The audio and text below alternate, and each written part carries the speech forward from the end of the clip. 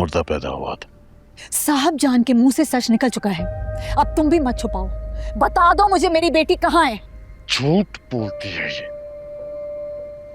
ऐसे कुछ नहीं हुआ था। बाबा!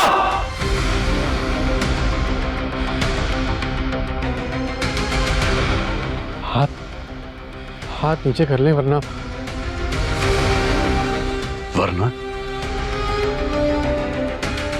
वरना क्या करोगे तुम? इस उठे हाथ को किसी को रोकने की जरूरत नहीं है।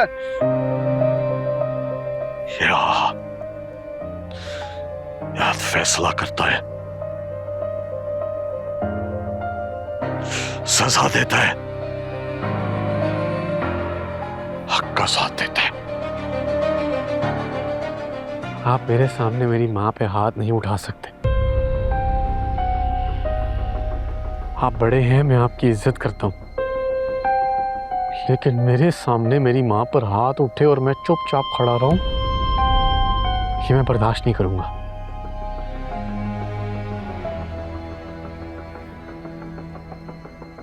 सबकी अपनी अपनी ताकत होती है, लेकिन जरूरी नहीं है कि हर इंसान आपके राजों का बोझ आपकी ताकत के साथ उठा सके। मर चुकी है वो।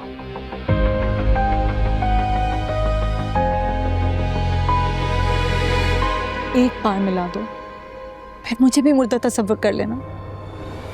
जाओ जाओ, जाके ढूंढ लो उसे पाकिस्तान के कब्रिस्तानों में। मुझे ना तुम्हारे शौहर का कुछ पता है और ना तुम्हारी औलाद का। आखिर मेरे आंसू तुम्हारे पत्थर दिल को पिघलाते क्यों नहीं? तुम्हारी बेहिसी मेरी पूरी जिंदगी निगल गई। अब अपनी औलाद के वास्ते मुझे मेरी बेटी का पता बता दो। मैं उसे गले लगाना चाहती हूँ।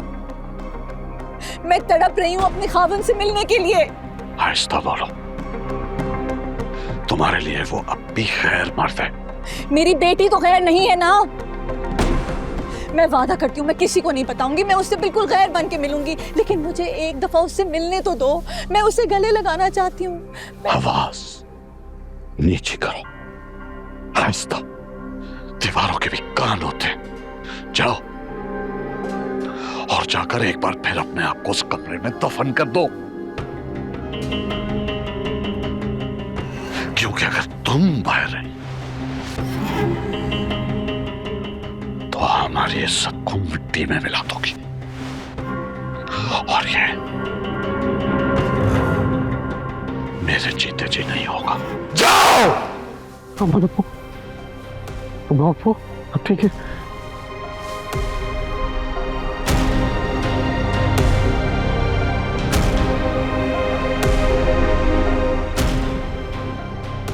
चलिए।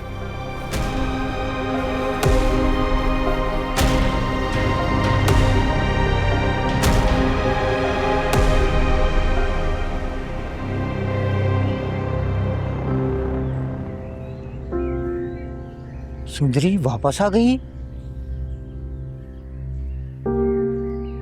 वॉशिंग मशीन नजर नहीं आ रही।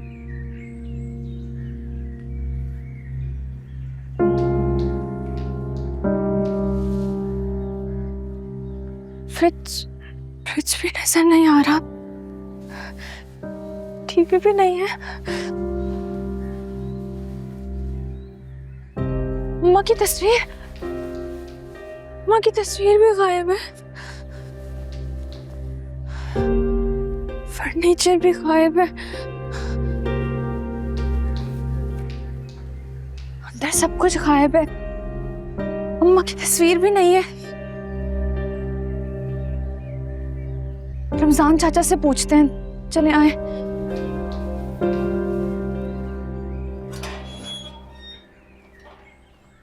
रुके रुके रुके, ये बास्केट मेरे बाबा की है। अरे ये तो मेरी अपनी है भाई। आप झूठ क्यों बोल रहे हैं? मेरे बाबा की बास्केट है। अरे तुम पागल तो नहीं हो तुम? ये मैंने अपने पैसों से खरीदी है। शर्म नहीं आती? झूठ बोलते हो, उतारी है मेरे बाबा। क्या कर रही हो? ये तो तुमने मुझसे उतरवा ली। रमजान और जोरा सारा सामान लूट कर जो घर ले गए, उन्हें कुछ नहीं कहोगी? अरे वो मेरा आखिर दोस्त था, क्या इस बास्केट पे मेरा इतना भी हक नहीं है?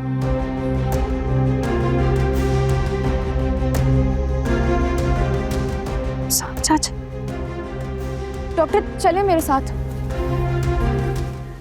कुछ सुना है सरकार आपने? सुना है हमारे गांव की हुदूद को बढ़ा दिया गया है। अब सराय गांव भी हमारे गांव का हिस्सा है। अब उसका नाम खत्म करके सुंदरगढ़ बोलने का हुक्म दिया गया है सरकार की तरफ से। ये तो अच्छा हुआ ये इलेक्शन से पहले हो गया, वरना पता नहीं हमारे बादशाह सरकार वहां से जीतते कि नहीं। तुम जाओ। सरकार एक अर्ज करनी थी। वो मेरे मामे का बेटा वापस आ गया है, बस यही आपको बताना चाह रहा था। उसे बोलो पढ़ ले, हमारे पास उसके लिए कोई जगह नहीं। ऐसा ना करे सरकार, तो अपने घर का वाहिद कफील है।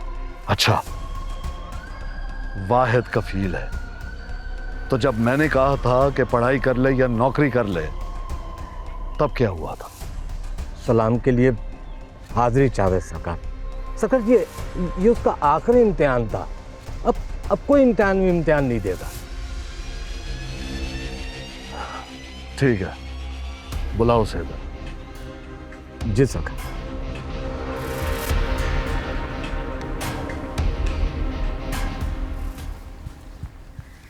सलाम सरकार।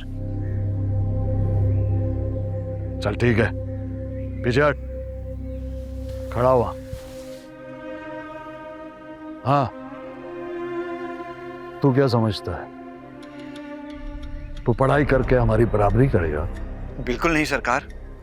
अच्छा, हमारे खाते में लिखा हिसाब किताब, नफा नुकसान जानकर उसे दुरुस्त करेगा तू? और क्या करेगा इतना पढ़कर?